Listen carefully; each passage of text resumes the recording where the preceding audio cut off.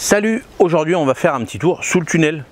On a fait les potagers extérieurs, maintenant on va faire le potager sous le tunnel, on va voir l'évolution.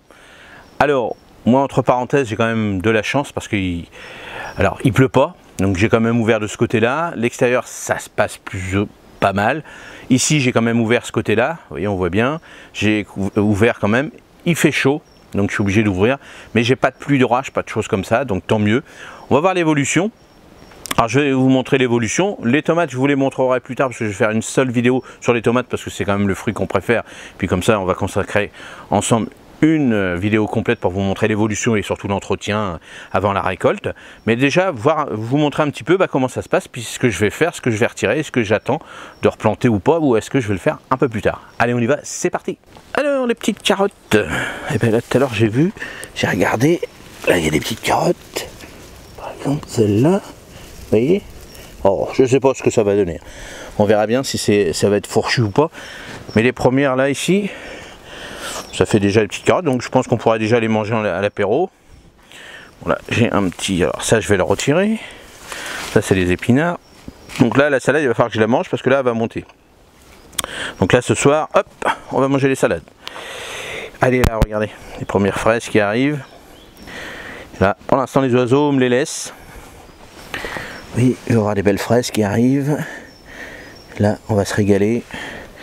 Alors, faut faire gaffe aussi aux limaces qui mangent tout. Attendez, en même temps, je vais retirer ça. Voilà, ça commence à tomber avec le vent.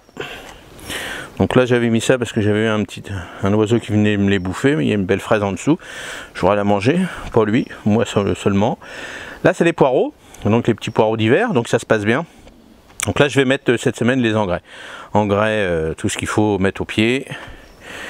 Donc là, le petit aubergine qu'on avait planté ensemble.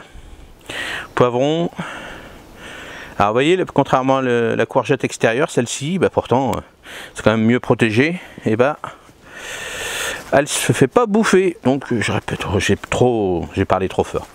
J'aurais dû dire ça tout doucement, parce qu'ils vont m'entendre. Donc là, vous voyez, j'en ai une qui manque. Et puis comme là, il y en a une qui a poussé spontanément, donc on verra bien. Donc là, ça se passe bien. Les petits radis, allez, dans une petite semaine, même pas, je vais commencer à les manger. Bon là, je vous avais montré les tomates. Bon, ça, c'est les petites Saint-Pierre qu'on avait fait ensemble. Ça, je vais les retirer. C'est les poireaux de l'automne qu'on avait plantés. Là, je vous ferai une petite vidéo pour la récolte des petites pommes de terre grenaille. Alors, normalement, c'est de la grenaille. Hein. Petite charlotte, on va récolter. Parce que moi, j'aime bien les petites pommes de terre grenaille. Ça sert à rien que je les laisse grossir. Donc voilà, et là je vous montre vite fait le petit tunnel, alors ça, le restant des tomates, vous voyez ça se passe bien, mais on fera une petite vidéo ensemble pour voir comment il faut bien les entretenir tout ça. Donc vous voyez là sous le tunnel, là c'est tout, hein, c'est tout ce que je vais faire. Ça je vais retirer tout ça, je vais retirer les poireaux, je vais laisser le petit test qu'on avait fait ensemble, des petites tomates pour voir si on va les avoir de bonne heure et puis surtout d'avoir du goût. Ça c'est les dernières salades, bon ça on va dire allez dans un petit mois, mi-juin je vais les manger. Les radis, bon là ça va être mangé tout de suite. Et puis là j'ai mis ça de secours on va dire par rapport à l'extérieur, hein, le poivron, aubergine et puis la courgette au cas où si le temps était pourri. Là les petits poireaux, eux ils vont servir à être plantés au mois de juillet. Donc là c'est bon, et puis là les épinards on va les enlever, la dernière salade là-bas on va retirer, là les carottes on va les laisser, et voilà, toute cette place là après, hop, on va laisser comme ça. Une fois qu'on va retirer tout ça, là comme tous les ans, je referai ma mâche ici, hein, je referai de la salade et de la mâche pour l'hiver.